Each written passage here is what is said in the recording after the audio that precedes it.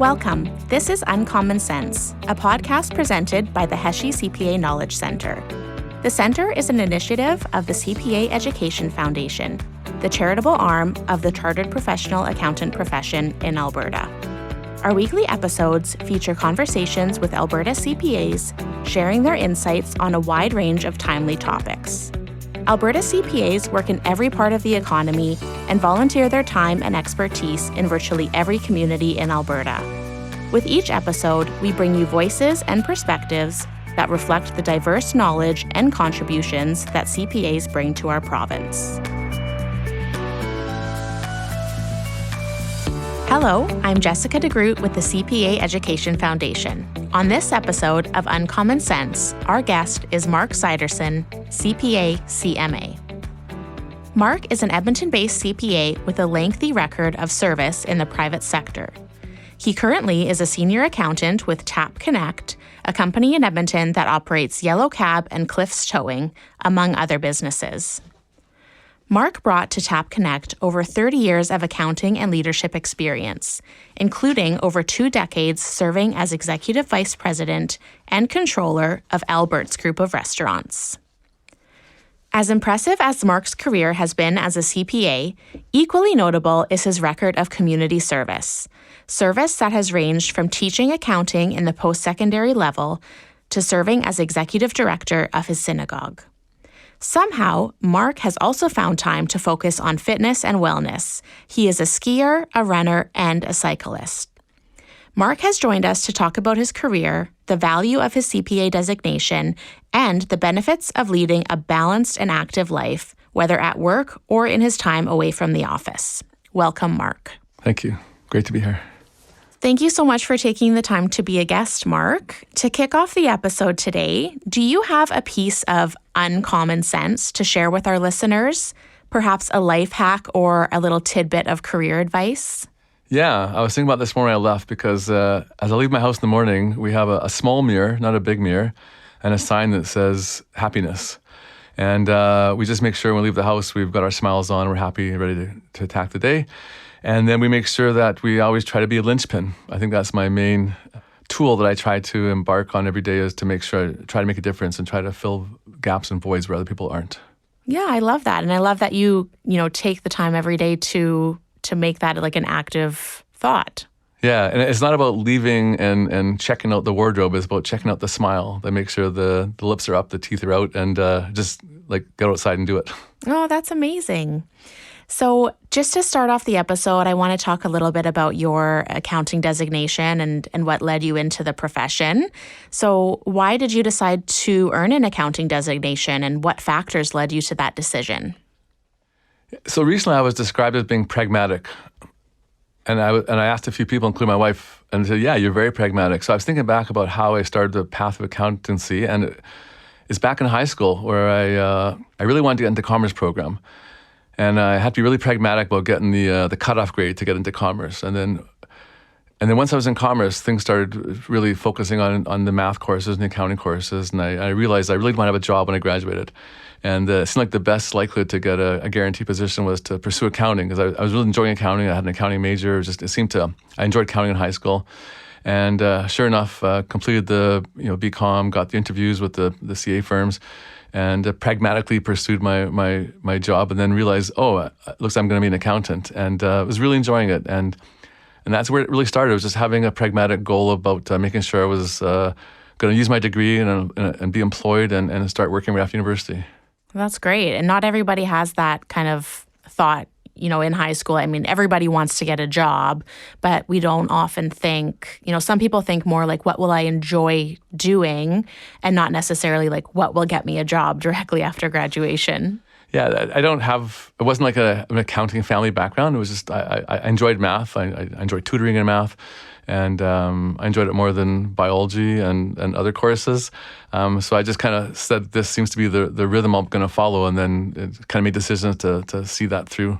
Yeah, that's great. Sounds like it was just kind of like a natural fit. It was. That's awesome. So you've built quite a distinguished record of service over the last 3 decades or so. What would you say has been the key moments and decision points for you over the course of your career?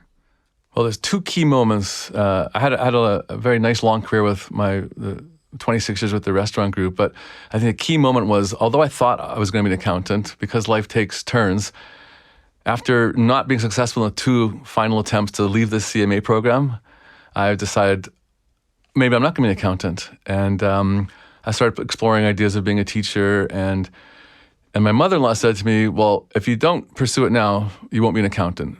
You might as well do it one more time. So I took one more chance to try to I said yes and to see what would happen. And I wrote the final exam one more time, and then I left my teaching dreams behind, and then that was a pivotal moment, because at that point I said, no, I am going to be an accountant. There's going to be some struggles, there's going to be some failures and some successes, and this is a success. And I'm going to go back to my dream of just continuing being pragmatic and be the accountant. And that was a huge turning point a number of years ago, and never looked back. That's wonderful. We have an award. It's called the Perseverance Award. So it's for successful CFE writers who, I know that the exam was different back then, but yeah, they write in a ton of amazing stories. It's really a competitive award, because it's so hard to choose who has had the hardest path, basically, in becoming a CPA. I remember learning it in a course university, and it still applies, that success is that much sweeter when it's preceded by a failure. So once I completed the 3rd attempt, and I was elated, like, wow, I really am going to be an accountant. And then went back into accounting work, and then the career just sort of took off after that. And it sounds like there have been at least a few times in your career where you've made the decision to take a risk and make a career move, such as leaving one position to take on a role with a different employer. You said you were there with 26 years. Yeah, 26 years. So, those types of decisions, they can be a really tough choice to make. What advice would you give to people who are trying to decide whether or not to make a change in their career? Yeah, I mean, I did make a change for 26 years, but I made changes within that company. But before and after that, I think it's really important to know, like, why you're trying to leave, why you're thinking you're going to leave, why you want to leave, and really do, as an accountant, do your balance sheet. Like, look at your debits and credits, do your cash flow analysis, do your present, future net present value analysis. Like, really assess what it happens, because it's a tool you need to use at work, and you might as well apply it to your life. And do you have the right experience? Do you have the right references? Have you garnered the right relationship to be able to build references? Because once a person makes that decision to leave, there's a lot of steps to go through in terms of building your own self-confidence, taking references with you, demonstrating what you're able to achieve, and have you put enough time in to make sure that the next person will see you as someone that's committed and willing to stay for a decent amount of time. We're not talking about 30 and 40 careers as in the old days, but people still need to see commitment. And there sure is a gig society, but as far as really establishing yourself and trying to create momentum for you and the family you want to build, then you've got to get some track record. So if a person is looking at making a move, they have to do the inventory of their assets and their skills and their tools they can bring to the next employer to make sure that they can bring value to someone they want to impress next. Yeah, and you're right. I think, it's not so common to be with the same employer for 30, 40 years as it once was. People are much more willing to move around, but I also feel like there's so much more opportunity. There's more opportunity, but employers, and I'm involved with also in hiring, you need to sense stability at some level. Maybe you're not looking for someone to be there their entire career, but you're looking for commitment to be able to support training and be able to advance the person. And if you want to be advanced, the best place to advance is with who you're with, if you can manage that. So just moving for the sake of moving is often not successful. Yeah. So how have your CPA skills and experience helped you achieve your career success? I think primarily in addition to allowing me to be educated in the way I can help my employer, it's given the employer and my community and stakeholders a really deserved sense of trust in what I bring to the table. I've often been around a table and people will say, either verbally or hint, the person with the credentials is telling the truth. And it's just a really valuable acknowledgement to the community, the business community, stakeholders, that those people with those designations, the CPA designation, they have a code of ethics, and they're making decisions based on a pragmatic approach, but with honesty and trust. So it's brought trust to the relationship in all my work relationships. It's brought a sense of a person that can be trusted. The code of ethics and the promotion of the code of ethics and encouragement for PDL and code of ethics, it seeps out into the business community. And it really makes a difference when people are trying to decide who to rely on or where the information is coming from. When the letters are there, it makes a huge difference. Yeah. And that's what the CPA is there for, to regulate the profession, right? So It does mean a lot. And also you can trust that your CPA is going to have the lifelong learning, because you do have to do, a certain amount of professional development and, always keep up to date with what's going on. Yeah, and I think it's really important that CPAs do include their letters after name, because it reminds themselves whenever they see their electric signature or whatever they're signing, they're constantly saying, I'm a professional, I have ethics, I have a code of ethics, people will trust me. And it reminds themselves, as well as who they're interacting with, that there's trust behind the statement. Mm-hmm. So besides the trust and what that means to the business community, we sometimes hear that soft skills such as communication, teamwork, professionalism, and so on, that those things are just as important as the technical skills when it comes to achieving your success. Would you agree with that viewpoint? 200%. Anybody can learn technical skills, mathematics, accounting is rules, a lot of it self-correcting. But when it gets down to building companies and building teams, it's people. And one of the tools that I think is weakening in the world because of the push and reliance on data is people's ability to interact and use imagination. And I think that the soft skills include many different characteristics of a person, but it's the soft skills and the way people interact that can take the numbers and take the technical answers and communicate it to stakeholders in a way that can help owners build their business and grow their business. I think in my experience in those 26 years building that restaurant, I had the technical background and kept improving on it. And the people I worked with had knowledge of how to run a business in terms of the day-to-day operations. But in order for me to talk to them, in order for them to not just listen, but actually hear me, there had to be the ability to communicate and had to be the ability to establish trust and to negotiate movement without just relying on numbers, because the numbers themselves, as we know, don't talk. Mm-hmm. So the accountant is the spokesman for the numbers. Yeah. And that ability to translate those numbers into meaningful information has to be connected to a relationship, which is soft skills. Mm-hmm.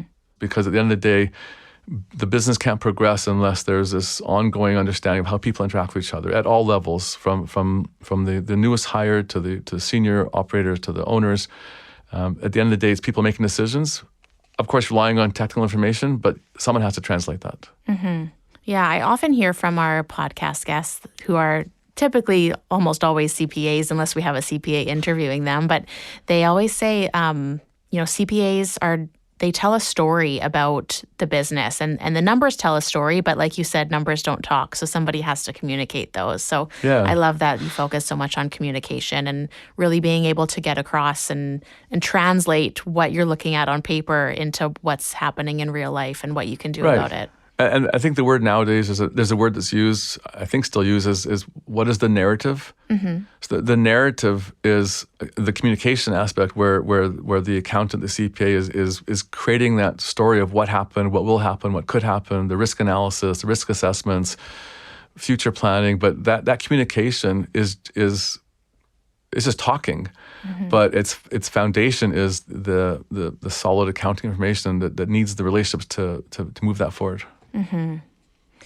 So moving on, you have quite a long record of volunteerism and community involvement. Can you tell us more about that? Yeah, I recently saw a quote, which I've used a lot now, that you get when you give.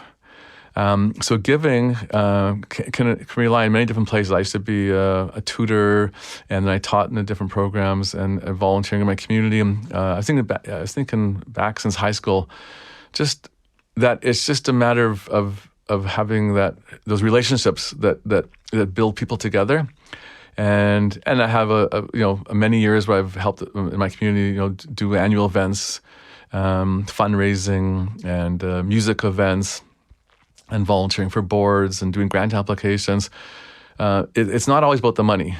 is about moving the community forward, whether it's your family, your narrow community in your neighborhood, or the larger part of the West End, or even your community at work. There's a lot of volunteering happens at work, which is not part of the job description. It's not part of the task list. It's about volunteering your emotion, volunteering your commitment, volunteering your listening.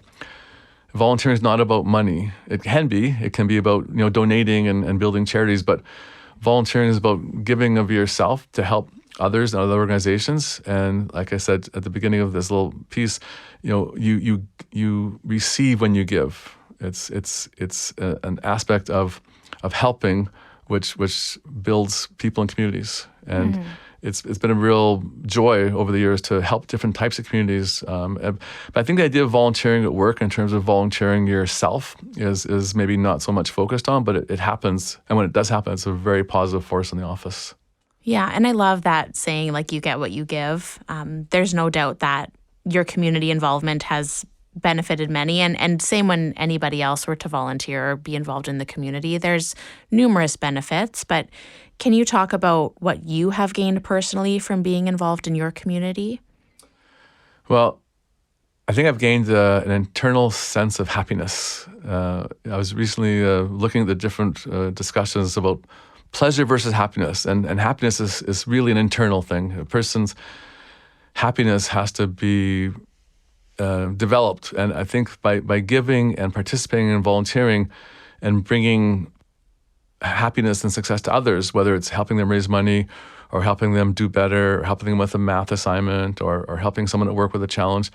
So what I receive from that is further strengthening my own happiness, because it's not about an external joy of watching the Oilers win or lose, or watching a football team, or a music concert, which are all great things to do. But once that event's over, so the pleasure of enjoying is gone. But it's not a lasting internal happiness. And I think when people give and help others, so they're and help themselves, so they're building something which is should be pursued, which is a person's happiness and making sure they're happy with where they are, and not always chasing, but just saying, like, again, an accounting term, like taking inventory of where you're at, and when you're volunteering and when you're giving and when you're doing for others. So you're definitely developing your internal happiness, which is, I think, a pretty important part of life. Mm-hmm. Yeah, like your own personal fulfillment. It makes you feel fulfilled.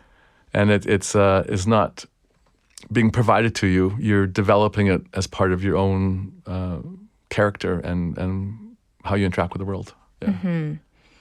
So why would you say it's important for professionals to dedicate this time to their communities in a volunteer capacity? Because everybody is busy and increasingly busy, and they have families and this, that, and the other thing going on.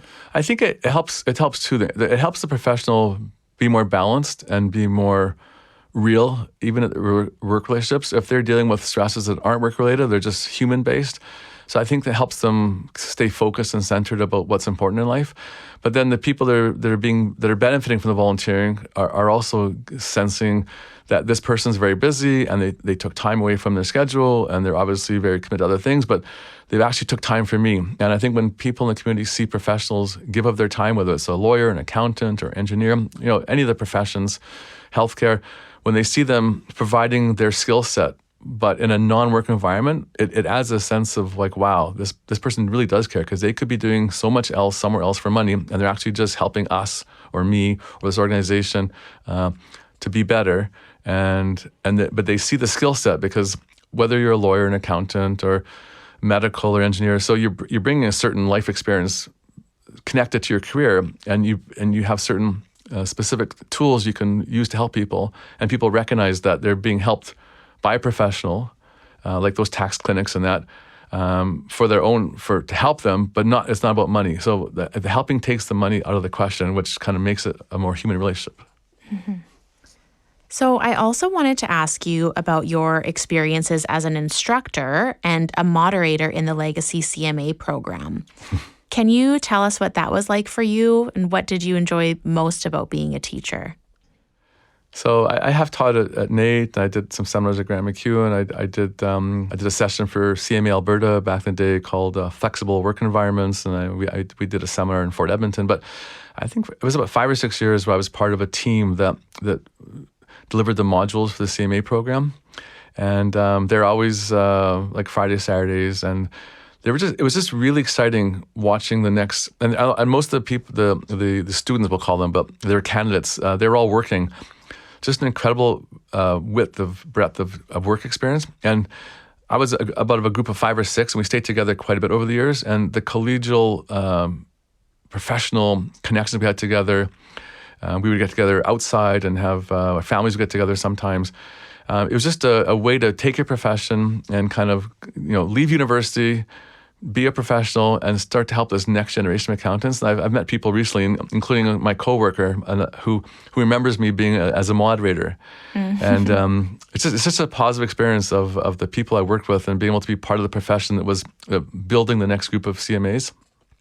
And we just had a lot of fun, and we had a lot of meetings and strategy of how best to engage the candidates, because when we started off with the 30 or people in the room, like no one knew each other, and we had to we had a lot of strategies on how to get engagement early on.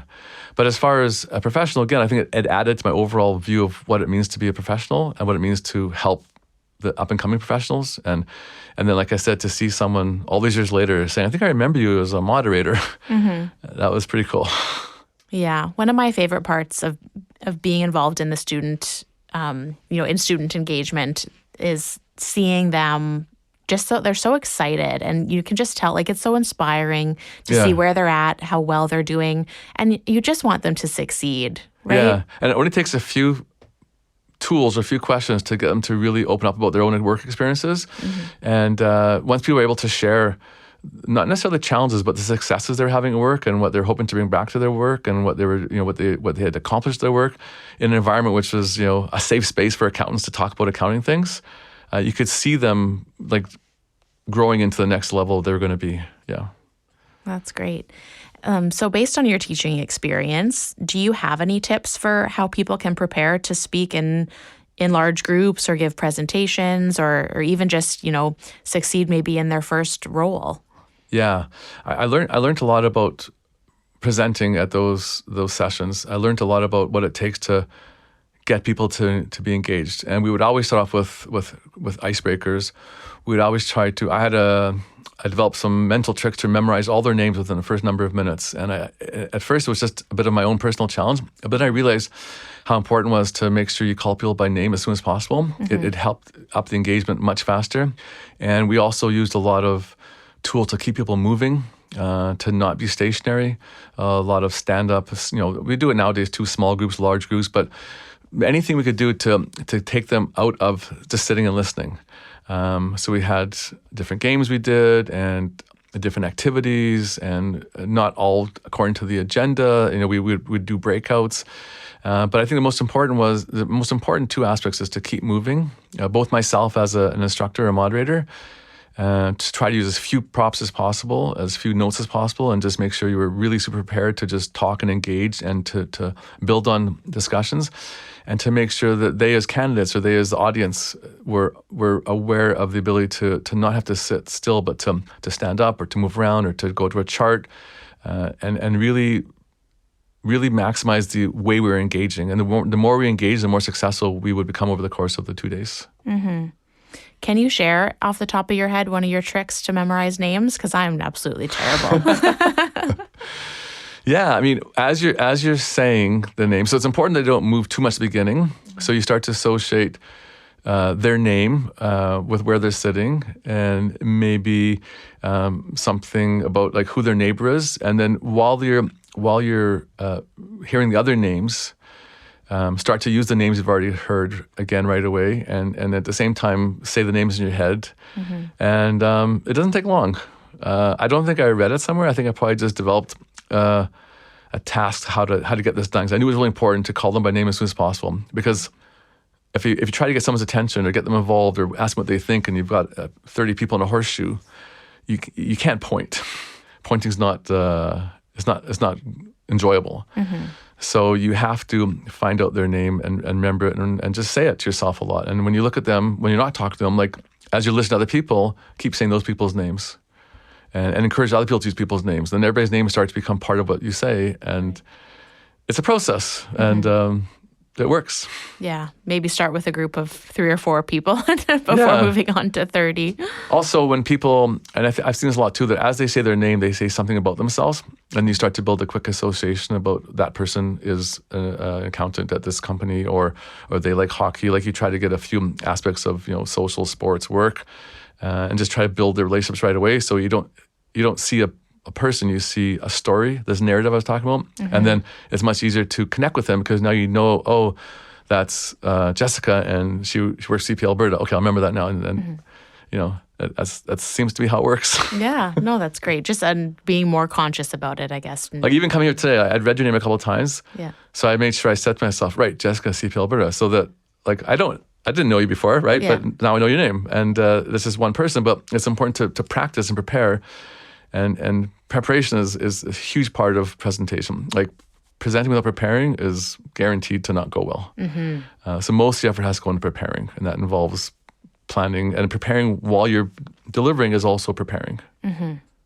So moving on, I want to talk a little bit about your physical fitness. I mentioned in my introduction to you that you're very active in terms of physical fitness. Do you think that there's a connection between personal fitness and career success? Yes. And it was validated when I was at a CPA course recently, and they had a little video clip there about, it was an ASICS commercial, ASICS runners. And it's just hilarious. But he said something that my wife and I have always held to, which the closing line was a move for your mind. We've always been a big proponent of movement. We always park our car at the furthest away parking spot. We always try to ride wherever we go. We're always walking in the neighborhood. I think the physical activity, which is movement, creates that ability to clearly focus on the challenges when they're there. And an old phrase, of course, healthy mind, healthy body, healthy mind. It makes a big difference. If a person is physically energized, which then means they're physically relaxed afterwards, they're much more able to engage with the mental challenges that are going to come about. So although when I heard the phrase recently, we've always described you just got to move. You have to move. And that, I've used it in my courses at the CPA. Movement is just a foundation for success. So it's translating to being active physically with different sports, but it doesn't have to be an actual sport like a squash or biking. It can just be parking your car and walking further, or taking the bus and including a walk with your commute. I think movement's really important and really a strong, powerful tool to be successful at work. So after work and a long, busy day at the office, do you find it hard to find the motivation to go for a run or a bike ride, or is that something that you just look forward to at the end of the day? I'm giggling because that's how we get to work and back. Okay. Right, no, but it's hilarious because we always say, well, we don't have to think about exercise. We don't have to go to a gym or do a program because we've exercised at the beginning of the day, at the end of the day. And it's a good bike ride, or last week I ran home from work and it wasn't a short distance, but try to get in that movement at the beginning and end so that when you come to work, if you can do it and the day can start pretty early, then you've already had this physical activity, you've already got the adrenaline going and everything, that the benefits of physical activity have already happened. So you don't have to have the coffee because you're already ready to go. And at the end of the day, when you're tired and kind of feeling mentally run down, you got this great bike ride home, and you can watch all the cars sit in the white mud and just go ha ha, and that's enjoyable. And so that's how we do it. Your motivation comes from wanting to get home. Yeah, and there's only one way to get home is the legs have to go, otherwise you're not getting home. Yeah, for sure. So how do you find time with? I guess you build it into your day, but. You in recent years, you've began to participate in marathons. So, how do you find the time and what's that experience been like for you? I was never a runner. In fact, when I was in high school basketball, if anybody came after me in any exercise, the whole squad had to run again. I was just not a fast runner. And I'm still not a fast runner, but I think I've coined this phrase that I put the L in compete. Meaning we like to complete, not compete. Oh, I love that. And because I always tell people, don't ask me my marathon time. It wasn't about finishing faster in my category, my age. It was about finishing, about completing. So we make time because it's really important to us.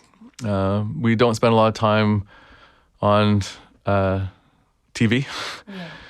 So we spend that time exercising or winding down or doing other activities, volunteer activities. So there's a lot of hours in a day, and 8 of them are probably going to be for work, plus or minus commute. And then we add an hour because we're commuting by exercising. And it's about being pragmatic. It's about how are you going to divide up that 8 hours. You've got 8 hours of work, you've got 8 hours of activity, and 8 hours of sleep maybe 6 hours of sleep, whatever it is. But you have to be aware of how many hours you have to do things and make sure you're doing what you want to do that helps you and yourself and your family and your community, and not just sort of default to things because, well, what else am I going to do? You have to be purposeful of what you're deciding to do. And with the marathon running, wasn't something that was on, I have no bucket list. It was just, my son said he wanted to run a marathon a number of years ago, and we agreed to support him, and it was a charity run. And then as we watched him run, we go, well, why are we watching him? Why don't we just do this? And the next year we prepared for half marathon, and then we said, well, why just do half? We should do the full. We should complete it. And then the year after we did the full marathon. And it took a year of training. Like I remember our first kilometer, and we wrote it down. We have a piece of paper still. We ran 1 kilometer this February 5-6 years ago. And we go, well, this is going to take a long time. Yeah. And then we did it.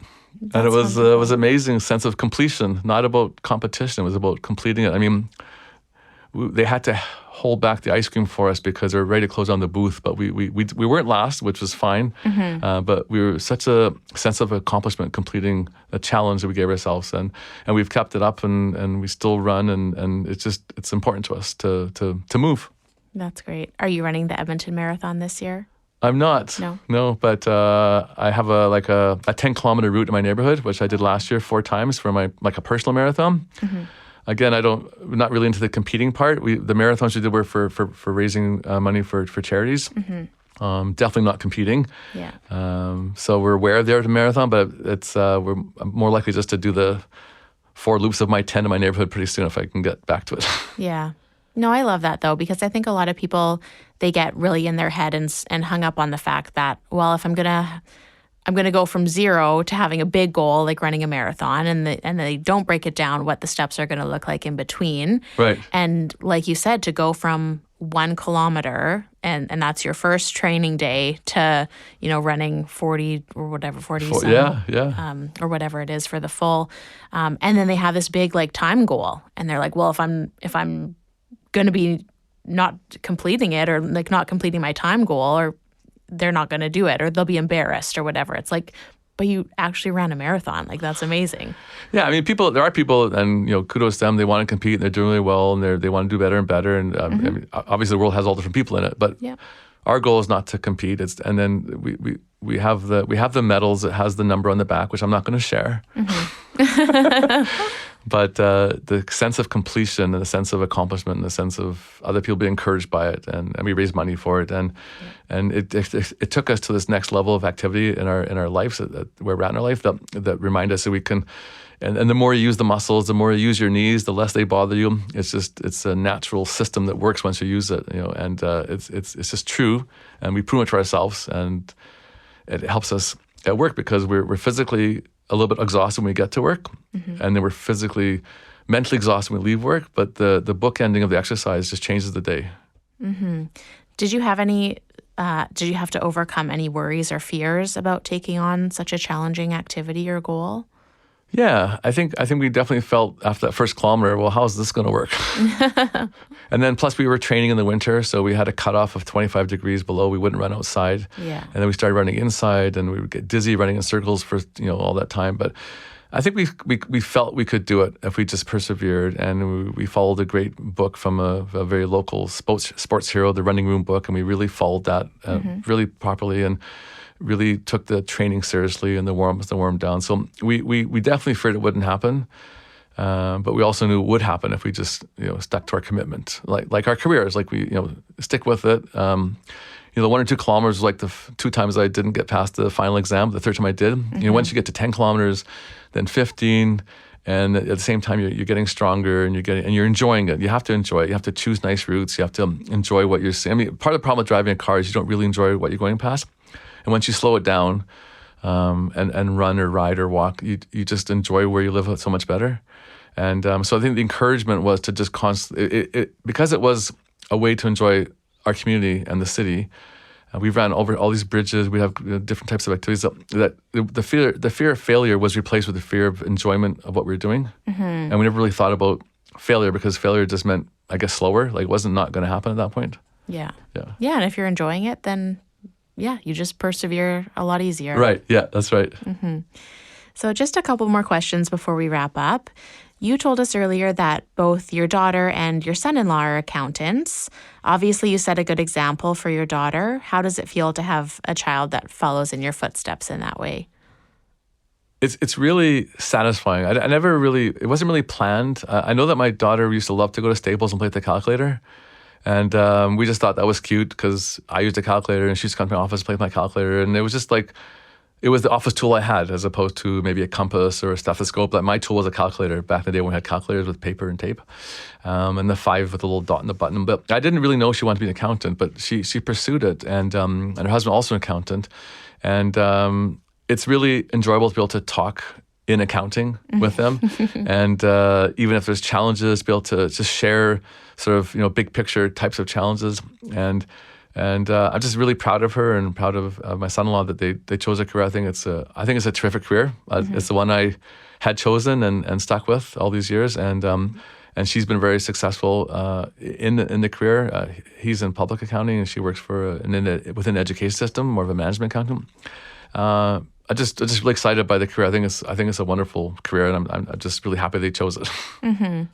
And with the experience and wisdom that you have gained over the course of your career, what advice would you give to a university student today who is maybe contemplating whether to pursue the CPA designation? Well, I think if someone's contemplating a CPA, it means they're not contemplating medicine or engineering or law. So I would encourage them to stick with that idea, because they've had the idea and they're thinking about it. And I think they have to then start to put into place the pieces that will make it happen, like in terms of prerequisites and mentorship and volunteering and work shadowing, and recognize that you've had this idea. You've obviously discounted some other professions for whatever reason, maybe because you're good at math or you like numbers or someone in your family's an accountant. And I would just really encourage them to pursue it and follow if it's a dream, or follow the pragmatic decision, whatever it is that got them to the point of deciding, I think I'd like to pursue this, to really start to build out the path to get there, and to make sure they network, and to volunteer in those realms, and to just go for it. Like, they've got the idea, and they've obviously discounted, like I said, other careers probably at that point. And now you've got to really focus on how to move that forward and make the right connections and research and look at opportunities and just start to really work it through to see. And then also imagine, again, like I said at the beginning, I think they have to imagine, and they can do that by meeting other accountants and going to events and start to imagine themselves as an accountant, what type of accountant, the types of focuses within accounting, and really start to build out what that world of accountancy looks like. And the soft skills, which I talked about, and the different ways people can help organizations. It's not all about any particular discipline like tax or audit or management, but you can start to narrow down your scope, but start to broaden your scope to understand what you're going into, and then start to down the road you'll realize you'll narrow it down, but to go for it once you've got it in your head. Well, thank you so much for that, Mark, and thank you for being a guest on Uncommon Sense. You've given our listeners a lot to think about, and it's really just been enjoyable to hear you speak about your experiences and perspectives. So thank you so much. Thank you very much. I really enjoyed being here. Appreciate it. The Uncommon Sense podcast is presented by the CPA Education Foundation and funded by the Heshe CPA Knowledge Center. The Knowledge Center was created through a generous donation by the late Brian Heshe. Brian was a distinguished Albertan, business leader, CPA, educator, and community builder. His generosity and commitment to education underpinned his good works across Alberta throughout his lifetime. The opinions expressed on Uncommon Sense do not necessarily reflect the views of the CPA Education Foundation. We would like to acknowledge that CPA Education Foundation offices are situated on the traditional Treaty 6 and Treaty 7 territories and Métis Nation homeland. The Foundation acknowledges that we reside on traditional and ancestral territories of many Indigenous, First Nations, Métis, and Inuit peoples. Their histories and culture influence our community to this day. The Foundation is committed to helping build a province where Indigenous people and their voices and experiences are heard, valued, respected, and celebrated. Technical and recording services for this podcast provided by Wolf Willow Studios in Edmonton. If you enjoyed this podcast, please be sure to like, subscribe, and tell your friends about us. If you have any comments about the podcast, write to us at cpaef@cpaalberta.ca. To learn more about the CPA Education Foundation and the Heshe CPA Knowledge Centre, visit cpaalberta.ca/foundation.